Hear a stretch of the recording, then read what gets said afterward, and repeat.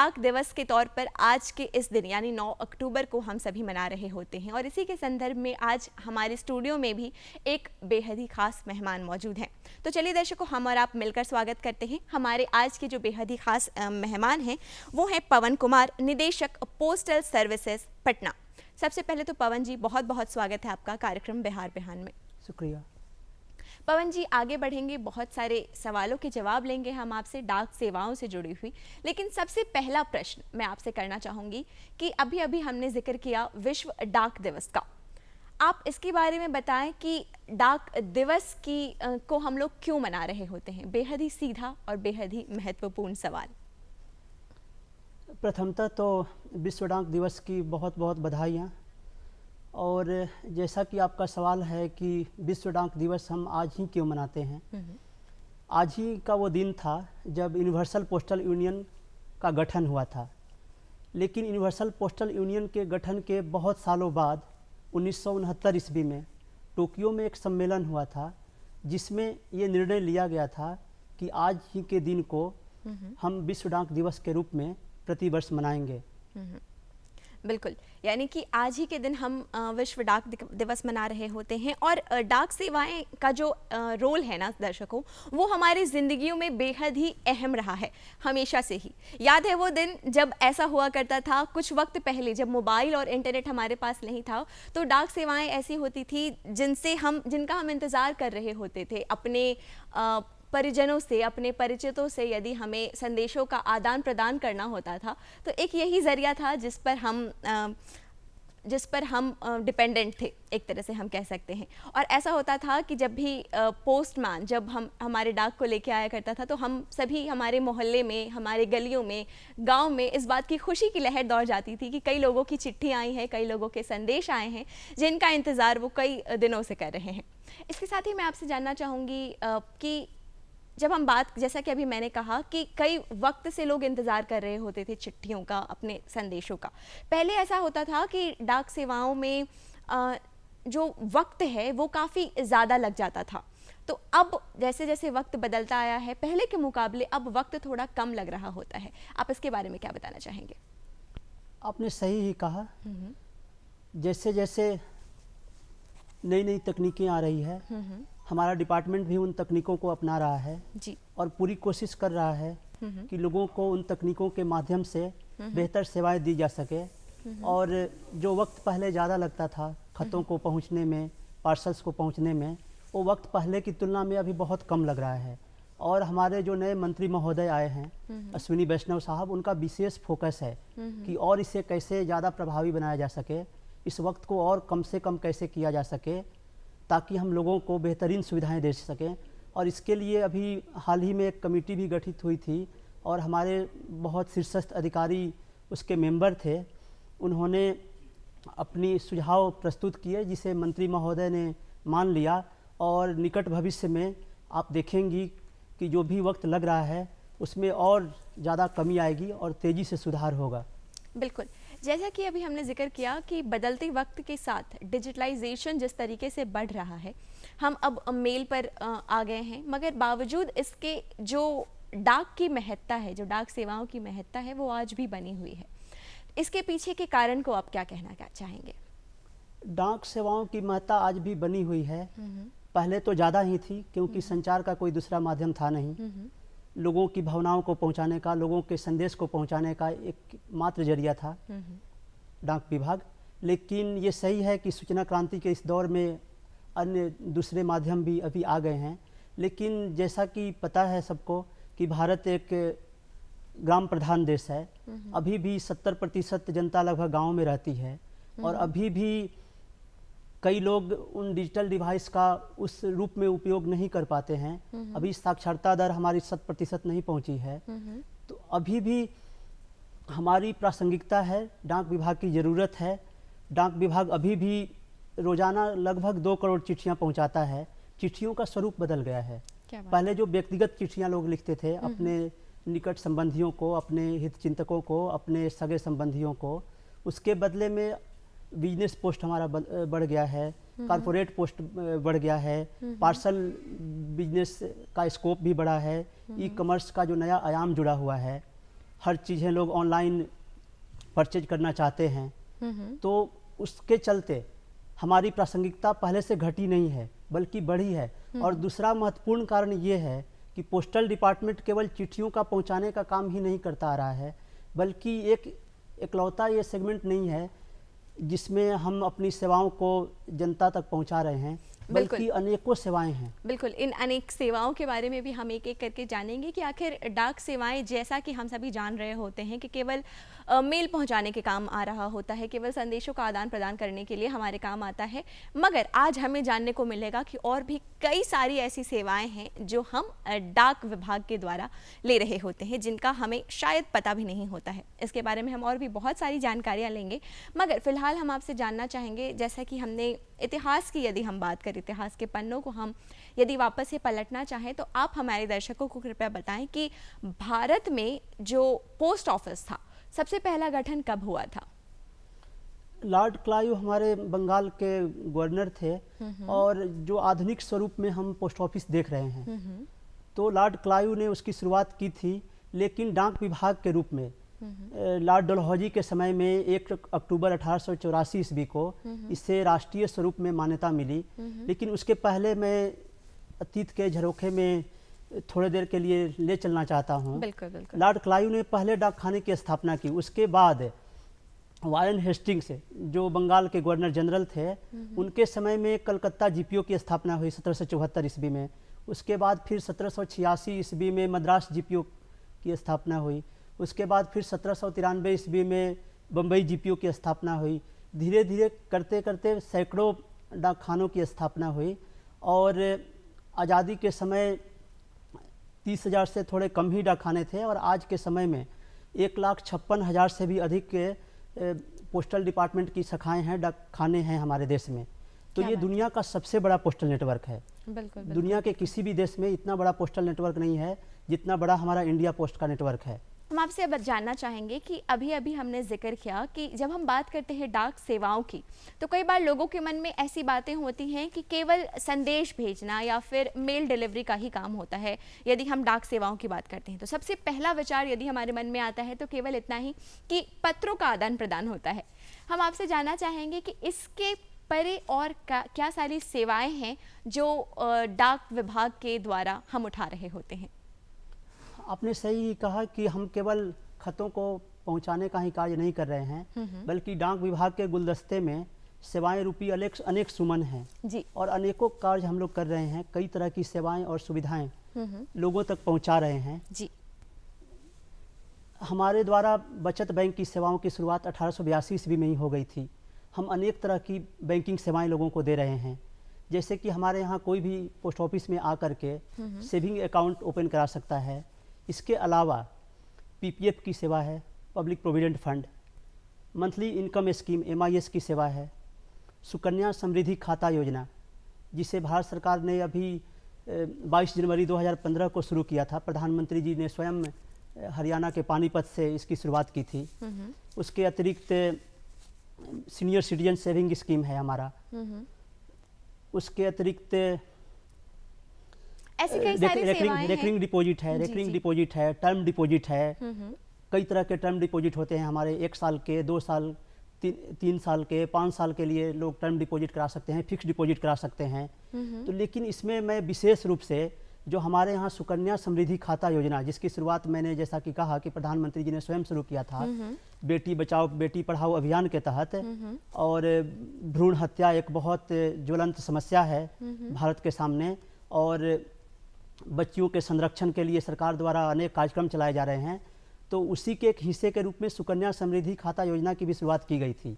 आज की तारीख में सरकार के द्वारा जितनी भी योजनाएं चलाई जा रही है, उसमें शायद सबसे महत्वपूर्ण योजना ये है सुकन्या समृद्धि खाता योजना। अपने 10 साल से कम उम्र के बच्चियों को कोई भी खाता खुलवा सकता है सुकन्या समृद्धि योजना। इसमें सबसे ज़्यादा ब्याज दर भी है, 7.4% है, और इनकम टैक्स की धारा 80C के तहत इनकम टैक्स का भी रिबेट है।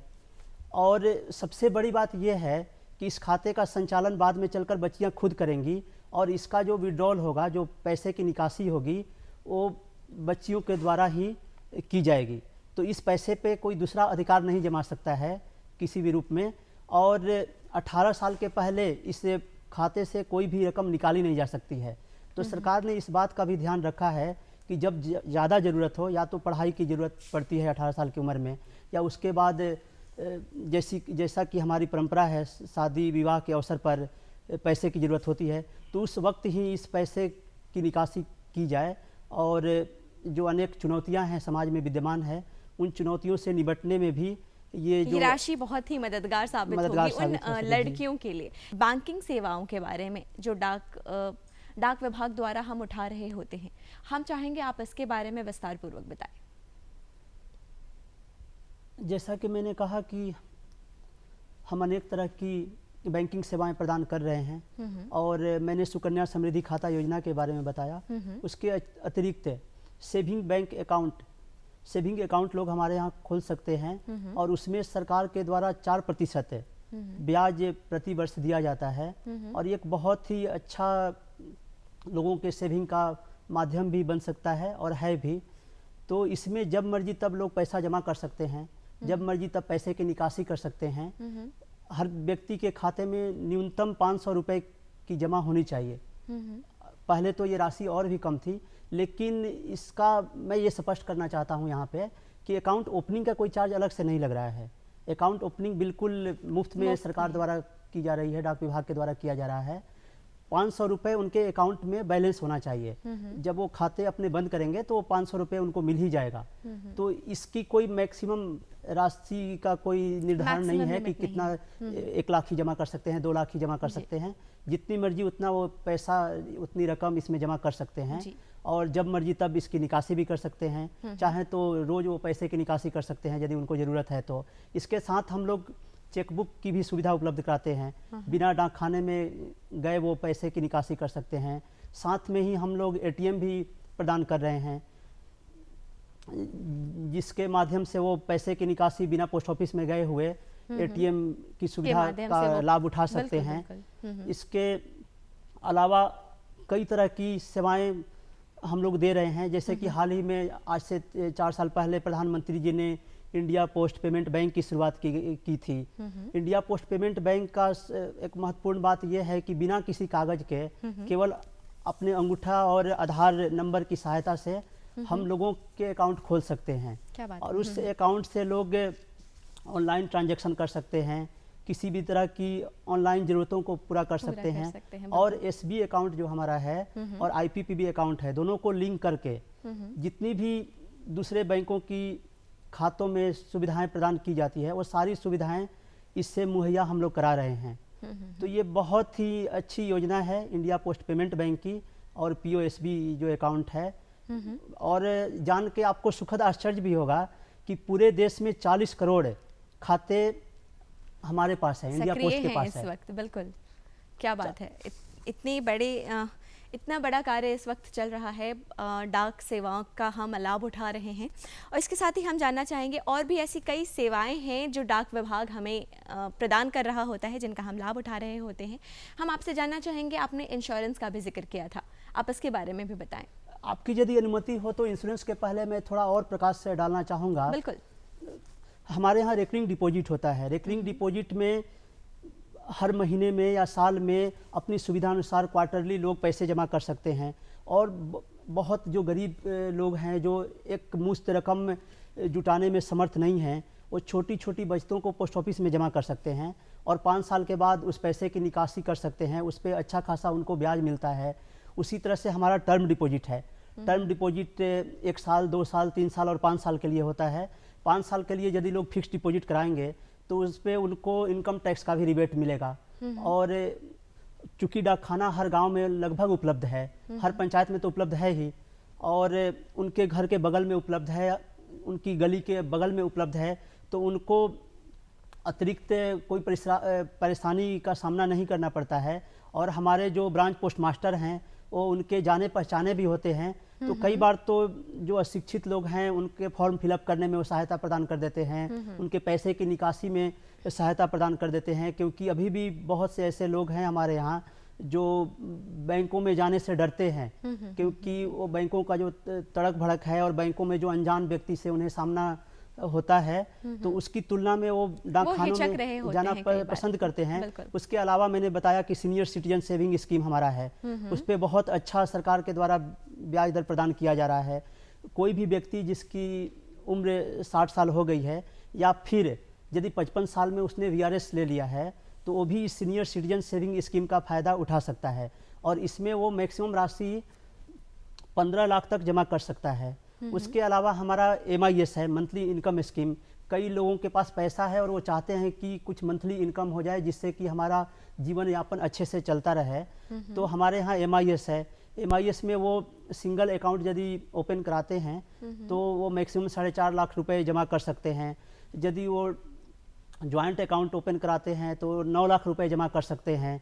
और बहुत एक अच्छी बात है जो मैं बताना चाहता हूँ कि MIS का जो ब्याज मिल रहा है हर महीने में, यदि उस ब्याज से वो रेकरिंग डिपॉजिट ओपन करा दें तो दोनों को जोड़ करके कुल मिलाकर लगभग 11% ब्याज उनको प्रति माह मिलेगा। तो ये बहुत ही एक आकर्षक योजना है और एक आकर्षक तथ्य है, बहुत से लोगों को पता नहीं होगा। तो MIS के अलावा मैंने सुकन्या समृद्धि खाता योजना की प्रारंभ में ही जिक्र किया। उसके अलावा पब्लिक प्रोविडेंट फंड होता है हमारा, उस पर भी ATC के तहत इनकम टैक्स का रिबेट होता है और छोटी छोटी बचतों को लोग लंबे समय तक जमा करके जब ज़रूरत पड़े तो वो एक मुश्त राशि निकाल सकते हैं। तो इस तरह की कई योजनाएं हैं। ऐसी कई सारी योजनाएं हैं जो डाक विभाग द्वारा बचत बैंक सेवाओं के अंदर हम जिनका लाभ उठा सकते हैं, जिनके बारे में शायद हमें जानकारी नहीं थी, मगर आज पवन कुमार जी के द्वारा हमें इन चीज़ों के बारे में, इन सभी बातों की जानकारी हासिल हुई है। इसके साथ ही पवन जी मैं आपसे जानना चाहूँगी, जून 2016 की यदि हम बात करें तो भारतीय डाक ने माई स्टैम्प की योजना शुरू की थी, आप इसके बारे में कुछ बताएं। हाँ, पोस्टल डिपार्टमेंट में फिलेटली नामक एक महत्वपूर्ण विधा है और जो लोग इन चीज़ों में रुचि रखते हैं डाक टिकट संग्रह में, उनको पता है कि इसकी क्या उपयोगिता है और क्या महत्व है। इसको हम लोग बोलते हैं कि hobby of the king and king of the hobby बोला जाता है फिलेटली को। ये बड़े बड़े जो शहंशाह थे उनकी रुचि होती थी, वो टिकटों का संग्रह करते थे और एक सस्ता जो टिकट है 5 रुपये का 10 रुपये का टिकट, वो कैसे लाखों का और करोड़ों का बन जाता है, वो विशेष रूप से वो लोग बता सकते हैं और जानते भी हैं। तो आपने माई स्टैम्प योजना की बात की। माई स्टैम्प हम लोग देख करके आश्चर्यचकित होते हैं कि स्टैम्प पे गांधी जी की तस्वीर है, बड़े बड़े नेताओं की तस्वीर है, तो हम अपनी तस्वीर भी उस स्टैम्प पे देख सकते हैं। हमारे यहाँ माई स्टैम्प की योजना है और उससे पोस्ट ऑफिस में जा करके और बहुत थोड़ी राशि जमा करके 300 रुपये माई स्टैम्प हम बनवा सकते हैं और उस स्टैम्प का यूज हम लोग जो सामान्य हमारा स्टैम्प है उसकी तरह हम यूज कर सकते हैं उसको। यदि हम कहीं खत लिख रहे हैं तो उस खत पे वो टिकट भी हम लोग लगा सकते हैं और हमारे दोस्त मित्रों को बहुत आश्चर्य होता है कि ये मेरे दोस्त का तस्वीर कैसे इस डाक टिकट पे लगा हुआ है। बिल्कुल, और ये बेहद ही जिनके शौक़ होते हैं उनके लिए बहुत बड़ी बात भी है। तो दर्शकों, आपने जाना, यदि आपकी भी ऐसी इच्छा है कि स्टैम्प पर आपकी अपनी तस्वीर हो तो आप माई स्टैम्प योजना के तहत आप भी ये इस सुख की प्राप्ति कर सकते हैं। बस जाना है आपको पोस्ट ऑफिस में और कुछ राशि जमा करके आप अपनी तस्वीर भी उस स्टैम्प पर देख सकते हैं। इसके साथ ही हम आपसे और जानना चाहेंगे पवन जी, आपने और भी कई सारी सेवाओं का जिक्र किया था जो डाक विभाग द्वारा हम उठा रहे होते हैं, आप उनके बारे में बताएं। इंश्योरेंस, आधार, पासपोर्ट आपने बताया था। डाक विभाग के द्वारा बीमा की सुविधाएं भी प्रदान की जा रही है जी। और हमारा जो पोस्टल लाइफ इंश्योरेंस है वो 1800, यदि मैं गलत नहीं हूँ तो 1884 ईस्वी में ही इसकी शुरुआत हो गई थी। और उसके बाद रूरल पोस्टल लाइफ इंश्योरेंस नामक हमारी यहाँ बीमा की योजना है। पोस्टल लाइफ इंश्योरेंस में कोई भी सरकारी व्यक्ति जो भारत सरकार से जुड़ा हुआ हो या राज्य सरकार से जुड़ा हुआ हो या स्थानीय निकाय जो होते हैं उनसे जुड़ा हुआ हो, वो उस योजना का लाभ उठा सकता है। उसके अतिरिक्त हाल ही के वर्षों में उसे और ज़्यादा विस्तृत किया गया है और जो लोग वोकेशनल कोर्स किए हैं या कमर्शियल कोर्स किए हैं, प्रोफेशनल कोर्स किए हैं, जिन्होंने बीटेक किया है, MBBS किया है या अन्य तरह की इस तरह की कोर्स किए हुए हैं, तो वो लोग भी पोस्टल लाइफ इंश्योरेंस का फ़ायदा उठा सकते हैं। और जो अन्य संस्थाएं बीमा की सेवाएं दे रही है उससे आप तुलना करेंगी तो हमारा बोनस बहुत ज़्यादा है। 5.2% हम लोग एंडोमेंट पॉलिसी में लगभग बोनस दे रहे हैं और हमारा प्रीमियम बहुत कम है। और सबसे बड़ी ये बात है कि उसके लिए कहीं दूर दराज किसी अभिकर्ता को खोजने की ज़रूरत नहीं है, हमारे डाक खाने में भी उपलब्ध है और हमारे डायरेक्ट एजेंट होते हैं, वो भी जाकर घर घर लोगों को ये सुविधाएं देते हैं। तो ये जीवन बीमा योजना जो हमारी है, उसी तरह से रूरल पोस्टल लाइफ इंश्योरेंस है, जो गांव में रहने वाला, और जैसा कि 70% लगभग जनता भारत की गांव में ही रहती है, और उनके लिए ये विशेष रूप से चलाया गया है कि वो बीमा की सुविधाएं, रूरल पोस्टल लाइफ इंश्योरेंस की सेवा का फ़ायदा उठाएं। उसके अतिरिक्त 2015 में, शायद 2015 में ही प्रधानमंत्री जी के द्वारा प्रधानमंत्री ग्राम सुरक्षा बीमा योजना, प्रधानमंत्री सुरक्षा बीमा योजना, प्रधानमंत्री सुरक्षा बीमा केवल 12 रुपये, साल में 12 रुपये दे करके और आप 2 लाख का एक्सीडेंटल इंश्योरेंस करा सकती हैं। क्या बात है। उसी तरह से प्रधानमंत्री जीवन ज्योति योजना, साल में 330 रुपये दे करके और 2 लाख का किसी भी तरह का बीमा, किसी भी तरह का मिस हैपनिंग में उनको 2 लाख रुपए की वो रकम मिल जाती है। उसी तरह से फिर सुरक्षा बीमा योजना, प्रधानमंत्री जीवन ज्योति योजना के अलावा प्रधानमंत्री जी के द्वारा अटल पेंशन योजना की शुरुआत की गई थी। जो लोग खास करके, जो लोग वैसी सेवाओं से नहीं जुड़े हैं, जिन्हें एक मुश्त रकम रिटायरमेंट के बाद भी मिलता है, तो वैसे लोग उस अटल पेंशन योजना का फ़ायदा उठा करके 60 साल की उम्र के बाद हर महीने में एक निश्चित राशि प्राप्त कर सकते हैं। और ये 18 साल के उम्र वाले, 18 साल से लेकर के 40 साल के उम्र सीमा में जो लोग भी हैं, वो प्रधानमंत्री अटल पेंशन योजना का फायदा लाभ उठा सकते हैं। बिल्कुल। अब हम आपसे जानना चाहेंगे पवन जी, आपके सफर के बारे में। आपने अपनी शिक्षा दीक्षा किस प्रकार और कहां से ग्रहण की? पटना के बगल में, पड़ोस में एक आरा जनपद है, और आरा जिले के पीरो सब डिवीज़न में मेरा गांव पड़ता है, लबना गांव का नाम है। और हमने प्रारंभिक पढ़ाई लिखाई वहीं से की। वहाँ पे श्रीमती तेतरा उच्च विद्यालय रनी डुमरिया, मेरे गांव से 2-3 किलोमीटर की दूरी पे उच्च विद्यालय था। वहाँ से हम लोगों ने मैट्रिक की परीक्षा पास की मैंने, और उसके बाद चूँकि अगल बगल कोई महाविद्यालय था नहीं, तो अपने गांव से 45 किलोमीटर की दूरी पे जो हमारा जिला मुख्यालय है आरा, तो वहाँ पे इंटर में हमने दाखिला लिया हरप्रसाद दास जैन कॉलेज में। और इंटर के बाद वीर कुंवर सिंह विश्वविद्यालय जो आरा में ही है, वहाँ से हमने ग्रेजुएशन किया। उसके बाद फिर पोस्ट ग्रेजुएशन किया, और उसके बाद मैंने बनारस हिंदू यूनिवर्सिटी से बैचलर इन एजुकेशन की पढ़ाई हासिल की। यानी कि आपने बीएचयू से बीएड की शिक्षा की, आपने बीएड की डिग्री हासिल की है। तो हम आपसे जानना चाहेंगे पवन जी, बीएड के बाद आज यहाँ बतौर निदेशक आप इस वक्त कार्यरत हैं पोस्टल सर्विसेज में, ये सफ़र कैसा हुआ? रोजगार को लेकर के बहुत सी अनिश्चितताएं रहती है, और जिस पृष्ठभूमि में हम लोग पले बढ़े हैं, जन्मे हैं, वहाँ पर बहुत ज़्यादा ही संदेह रहता है। तो मैंने सेफ हैंड के रूप में ये उपयुक्त समझा कि बीएड कर लिया जाए, और उसके बाद कहीं शिक्षक की नौकरी लग जाएगी। और इस ख्याल से हमने बीएड किया, और उसके बाद मैं शिक्षक के रूप में मैंने कार्य भी किया है। मैंने बिहार सरकार में 2 साल तक शिक्षक के रूप में कार्य किया। उसके बाद 2007-8 में और 2009-10 में केंद्रीय विद्यालय में पोस्ट ग्रेजुएट टीचर हिस्ट्री के रूप में मैंने दिल्ली में कार्य किया है। दिल्ली में मैं पश्चिम बिहार में पदस्थापित था। उसके बाद फिर दिल्ली में जाने के बाद वहाँ का माहौल कुछ और ही था। वहाँ पे हर प्रतिभाशाली छात्र सिविल सर्विसेज की तैयारी करता ही है। तो हमें कुछ ज़्यादा जानकारी नहीं थी, लेकिन मेरे भाई ने और दोस्तों ने ये मशवरा दिया कि आपको ज़रूर अपीयर होना चाहिए। तो उसके बाद फिर मेरा रुझान सिविल सर्विसेज की ओर हुआ। जी। उसके बाद आपने सिविल सर्विसेज क्वालिफाई किया? हाँ, मैंने 2009 में पहले अटेम्प्ट में ही मेरा रिजल्ट आ गया था, और 2009 के पहले मैंने कोई एग्ज़ाम में अपीयर नहीं मैं हुआ था।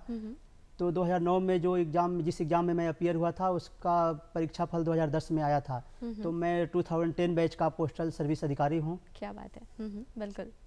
इसके साथ ही हम अब आपसे जानना चाहेंगे, वापस से आते हैं हम डाक विभाग की जानकारियाँ लेने की ओर। मैंने पोस्ट शॉपी के बारे में कुछ सुन रखा है, आप कृपया उसके बारे में बताएं कि ये पोस्ट शॉपी क्या है?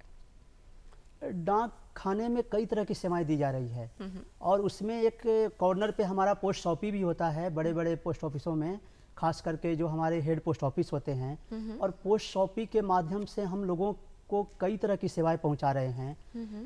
जो मेन काउंटर पे सेवाएं हम लोग नहीं दे पा रहे हैं, वो पोस्ट ऑफिस में सेवाओं का एक पूरी श्रृंखला है जिसे हम जनता तक पहुंचा रहे हैं। जैसे कि पर्यावरण संरक्षण के लिए एलईडी जो लाइट है, गांव में लोगों को पता तो है कि एलईडी लाइट जो परंपरागत बल्ब है उससे कम बिजली का कंजम्पशन करता है और उससे कम ग्लोबल वार्मिंग में भी उसका योगदान बहुत कम होता है। तो हम उस एलईडी को उस पोस्ट ऑफिस के माध्यम से लोगों तक पहुंचा रहे हैं। हम जो सीलिंग फैन है उसको पहुंचा रहे हैं। जो स्थानीय महत्व की वस्तुएं हैं या उत्पाद हैं, जैसे जर्दालू आम हमारा हो गया, या फिर कतरनी चावल हो गया, या फिर मुजफ्फरपुर का लीची हो गया, उसके अतिरिक्त और समय समय पर हम लोग जो भी जनता की मांग होती है और जो उपयुक्त होता है, कई तरह के उत्पादों को हम लोग पोस्ट ऑफिस के माध्यम से लोगों तक पहुंचाते हैं। बिल्कुल। इसके साथ ही हम आपसे जानना चाहेंगे कि आपने कई सारी सेवाओं का जिक्र किया, डाक बचत बैंकिंग सेवाओं के बारे में आपने बताया, आपने इंश्योरेंस के बारे में बताया, पोस्ट ऑफिस के बारे में बताया। हम आपसे जानना चाहेंगे कि जहाँ तक मुझे पता है आपने भी जिक्र किया कि आधार और पासपोर्ट में भी डाक सेवाओं का यूज़ हो रहा होता है। आप इसके बारे में बताएं कि किस प्रकार हमें मदद मिल रही होती है इन दो चीज़ों के लिए। हाँ, आधार कार्ड की जो ज़रूरत है सबको पता है कितना महत्वपूर्ण वो सरकारी कागजात है वो। और जब शुरू में सरकार की ये वो योजना प्रारंभ हुई थी तो गिने चुने केंद्र होते थे जहाँ लंबी कतारें होती थी, उसके अतिरिक्त कई तरह की असुविधाएं होती थी। तो बाद में सरकार के द्वारा ये निश्चय लिया गया कि इंडिया पोस्ट को, भारतीय डाक विभाग को भी इस कार्य में लगाया जाए और भारतीय डाक विभाग का जो विस्तृत नेटवर्क है उसका लाभ उठाया जाए। तो अभी हमारे जितने भी लगभग पोस्ट ऑफिस हैं, हर पोस्ट ऑफिस में ये सुविधा उपलब्ध है और वहाँ पर आकर लोग नए आधार बना सकते हैं या आधार कार्ड में कोई त्रुटियां हैं तो उसे सुधरवा सकते हैं। उसे सुधारने का काम हमारे डाकखाने में हो रहा है और वहाँ पे बहुत हम लोगों ने इस तरह की व्यवस्था की है कि लोगों को असुविधा ना हो। लोगों को बिल्कुल हम लोग समय बता देते हैं कि आप 3 बजे आएँ, आप 4 बजे आएँ, क्योंकि सुबह जब डाकखाना खुलता है तो एक लंबा हुजूम होता है आधार कार्ड बनवाने वालों की, सैकड़ों लोग वहाँ पहुँच जाते हैं। तो हम लोगों ने इस बात का बहुत ख्याल रखा है कि लोगों को कम से कम असुविधाएं हों, उनका वक्त जाया ना हो और उनको पूरी सुविधाएं मिले और आसानी से जो दूसरे केंद्रों में असुविधाएं होती थी, जो मुश्किलात का सामना करना पड़ता था, उन मुश्किलात का सामना उन्हें न करना पड़े और हमारे कर्मचारियों के द्वारा, अधिकारियों के द्वारा वक्तन बवक्तन ये रिव्यू भी किया जाता है कि और कैसे उन्हें आसान किया जाए इस पूरे प्रोसेस को, इस पूरी प्रक्रिया को और कैसे सुगम बनाया जाए, ताकि लोग जो हिचक रहे होते हैं सरकारी कार्यालयों में आने के लिए, जो लोगों के मन में ऐसी भ्रांतियां हो जाती हैं। काफ़ी सारे लोगों का कहना होता है कि सरकारी कार्यालयों में जाके बहुत वक्त लग जाता है, हमारा समय ज़ाया हो जाता है। इस बात का ख्याल डाक विभाग रख रहा होता है कि जैसा कि हम कहते हैं टाइम इज़ मनी, तो लोगों का जो ये समय है वो व्यर्थ का ना गंवाया जाए। बिल्कुल। इसके साथ ही हम आपसे जानना चाहेंगे कि डाक विभाग के फ़ायदों के बारे में हमने जाना। हम आपको बता दें दर्शकों, डाक विभाग के फ़ायदों की यदि हम बात करें तो डाक विभाग से लगभग 82% वैश्विक आबादी को होम डिलीवरी का फ़ायदा मिलता है। और इसके साथ ही मैं आपको बता दूं कि ऑनलाइन सेवाएं भी दी जा रही होती है, वो है 77%। और इसके साथ ही 133 पोस्ट वित्तीय सेवाएं मुहैया कराता है डाक विभाग। और आपको बता दें कि 83.62% अंतर्राष्ट्रीय डाक सामग्री लगभग 5 दिन के मानक समय के अंदर वितरित की जाती है डाक विभाग के द्वारा। ये ऐसी जानकारियां हैं जो शायद हमें और आपको नहीं पता थी, मगर आज हमारे आज के मेहमान खास पवन कुमार जी के द्वारा हमें हासिल हुई है। इसके साथ ही हम आपसे जानना चाहेंगे पवन जी, यदि हम बात करें कोरोना काल की, ये एक ऐसा दुष्काल था जिसमें हम सभी, न तो सिर्फ हमारा देश बल्कि पूरा विश्व इसकी महामारी से जूझ रहा था। इस विपत्ति की जो स्थिति थी उस वक्त जूझ रहा था उससे। लॉकडाउन हुआ, वो एक ऐसा समय था जिसमें सभी संसाधन ठप थे, सभी चीज़ें बंद थी, मगर उस वक्त में एज एन एसेंशियल सर्विस डाक सेवाओं ने अपनी जो कर्तव्य हैं उनका निर्वहन किस प्रकार से किया, आप इसके बारे में बताएं। डाक विभाग एसेंशियल सर्विस के अंतर्गत तो आता ही है और कोरोना के काल में ये पूरा अदृश्य दुश्मन जिसका हम लोग सामना कर रहे थे, किसी को पता नहीं था, ये सारी चीज़ें आकस्मिक थी। और उस समय में एक भी ऐसा दिन नहीं हुआ जब डाक खाना बंद हुआ हो या हम लोग कभी घर से काम कर रहे हों। लगातार डाक खाना खुला ही रहा है, डाक विभाग के अधिकारी अपने कार्यालय में आते जाते रहे हैं और हमारी जिम्मेदारियां और बढ़ गई थी, क्योंकि परंपरागत जो हमारा ढांचा था उसमें कई दूसरे डिपार्टमेंट पर भी हम निर्भर हैं। जैसे कि जो हमारे पार्सल होते हैं, चिट्ठियां होती है, उसके लिए हम रेलवे डिपार्टमेंट पर भी निर्भर हैं, हम एयर इंडिया पर और दूसरी जो भी फ्लाइटें हैं उस पर भी निर्भर हैं। तो लॉकडाउन में ये सारे स्थगित कर दी गई थी। तो हमें तेज़ी से यह निर्णय लिया गया कि हमारी जो सेवाएं हैं वो बाधित ना हो, और उसके लिए हम लोगों ने RTN चलाए, कई तदर्थ व्यवस्थाएं की, जिससे कि जो जीवन रक्षक दवाएं हैं, आवश्यक सामग्रियां हैं, PPE किट है या जो अन्य चिकित्सीय उपकरण हैं, उसको पहुंचाया जा सके और निर्धारित समय पे पहुंचाया जा सके, देश के कोने कोने तक पहुंचाया जा सके। और उसके अतिरिक्त हम लोगों के द्वारा पोस्ट शॉपी के माध्यम से कोरोना किट गांव तक पहुंचाया गया, जो आयुर्वेदिक दवाएं हैं जिससे कि हमारी इम्यूनिटी सुधरती है। उसके अलावा जो मास्क हैं और जिन चीज़ों की ज़रूरत आन पड़ी, जो हम लोग समझ रहे थे कि ये हमारे द्वारा ज़रूर किया जाना चाहिए, तो हम लोगों ने बहुत श्रम किया, सारे लोगों ने, हमारे सारे डाककर्मी मित्रों ने किया और बिल्कुल व्यवधान नहीं आने दिया, क्योंकि उस समय कुरियर कंपनियां भी बंद थी, आवागमन के साधन ही तो पूरी तरह से बंद ही थे, तो लोगों के लिए असुविधाएं थी। और उन असुविधाओं में हम लोगों ने पहले की तुलना में ज़्यादा वक्त दिया, ऑफिस में ज़्यादा काम किया। रात को 10-10 बजे तक हम लोग कार्यालय में लगातार रुकते ही रहे हैं और रोज़ मॉनिटरिंग करते रहे, रोज़ मूल्यांकन करते रहे कि कहीं कोई व्यवधान ना आए, कहीं कोई दिक्कत हो तो तुरंत उसका निराकरण किया जा सके। तो इसके अतिरिक्त अपनी तरफ से हम लोगों ने गरीबों के लिए बहुत सहायता पहुंचाई। उसके अलावा सबसे एक बहुत जो महत्वपूर्ण सेवाएं हमने लोगों तक पहुंचाया वो AEPS के द्वारा, आधार एनेबल्ड पेमेंट सिस्टम, क्योंकि सरकार के द्वारा, केंद्र सरकार के द्वारा और राज्य सरकार के द्वारा गरीब लोगों की खाते में बहुत से रकम जमा किए गए, लेकिन वो रकम जब तक उनके हाथ में नहीं आएगा, हार्ड कैश नहीं आएगा, तब तक वो अपनी आवश्यकताओं की पूर्ति कर नहीं सकते थे। और बैंक के ATM तो हर गांव में होते नहीं हैं, हर गली में होते नहीं हैं, तो हमारा जो डाकिया बंधु होते हैं वो तो हर गांव में होते हैं, तो उनके पास एक हैंडहेल्ड डिवाइस है जिसके द्वारा वो घर जा करके, मोबाइल ATM, हमारे पास मोबाइल ATM है, वो हर घर जा करके, ICU में जाकर, हॉस्पिटल में जा करके, स्कूल में जा करके लोगों को पैसा मुहैया करा सकते हैं, और उन्होंने कराया है। और आपको जानकर सुखद आश्चर्य होगा कि इस लॉकडाउन पीरियड में 700 करोड़ रुपए केवल बिहार पोस्टल सर्किल ने लोगों तक पहुंचाया है। क्या बात है, बेहद ही अच्छी मुहिम, बेहद ही अच्छी पहल इस वक्त, खासकर उस दौर में जब लोगों को सच में, सही मायने में इस चीज़ की ज़रूरत थी। इसके साथ ही चूंकि अब वक्त की कमी है पवन जी, वरना आपके साथ जो ये बातचीत का सिलसिला है ये यूं ही जारी रहता। हम चाहेंगे कि आप जाते जाते हमारे दर्शकों को क्या कुछ संदेश देना चाहेंगे? यदि वक्त अनुमति दे तो मैं जल्दी से एक बात बताना चाहूँगा कि इसके अतिरिक्त पोस्ट ऑफिस पासपोर्ट सेवा केंद्र की भी हम लोग सुविधा उपलब्ध कराए रहे हैं। और पहले एक पासपोर्ट बनाने के लिए लोगों को दूर सफ़र तय करके राजधानी में आना पड़ता था। आज की तारीख में बिहार में 33 पोस्ट ऑफिस पासपोर्ट सेवा केंद्र हैं, हर जिला मुख्यालय पे लगभग है। उसके अतिरिक्त जहाँ तक आपने संदेश की बात की, तो हम लोग तो एक लोक सेवक हैं, जनता के नौकर हैं, तो संदेश कहना शायद उतना उपयुक्त नहीं होगा, लेकिन मैं यही कहूँगा कि आने वाले समय में हर नागरिक तक हम लोग अपनी सेवाएं पहुंचाते रहेंगे और पूरी गुणवत्ता के साथ, पूरी जवाबदेही के साथ हम अपनी सेवाएं पहुंचाते रहेंगे। और लोगों का जो एक विश्वास है, उस विश्वास की प्रामाणिकता को हम खटाई में नहीं पड़ने देंगे। उनके जो उम्मीदों के कोमल तंतु हमारे साथ जुड़े हुए हैं, उसे हम लोग मुरझाने नहीं देंगे। बिल्कुल बिल्कुल बिल्कुल। इसके साथ ही पवन जी, आप हमारे इस कार्यक्रम में आए, इतनी सारी जानकारियाँ साझा की, डाक विभाग से जुड़ी बातें की, इसके लिए आपका बहुत बहुत धन्यवाद। बहुत बहुत शुक्रिया मैम, और सभी श्रोताओं को भी बहुत बहुत शुक्रिया, सबको प्रणाम। दर्शकों, आज हमने बातचीत की हमारे आज के बेहद ही खास मेहमान पवन कुमार, निदेशक पोस्टल सर्विसेज पटना से। काफ़ी कुछ सिखला, काफ़ी कुछ बतला गए, हमें काफ़ी सारी जानकारियाँ दे गए डाक विभाग से जुड़ी हुई।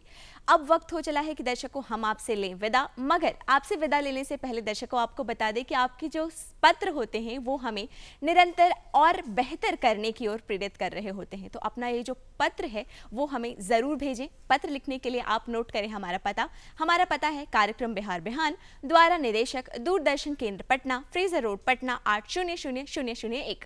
हमारा ईमेल एड्रेस है director@gmail.com।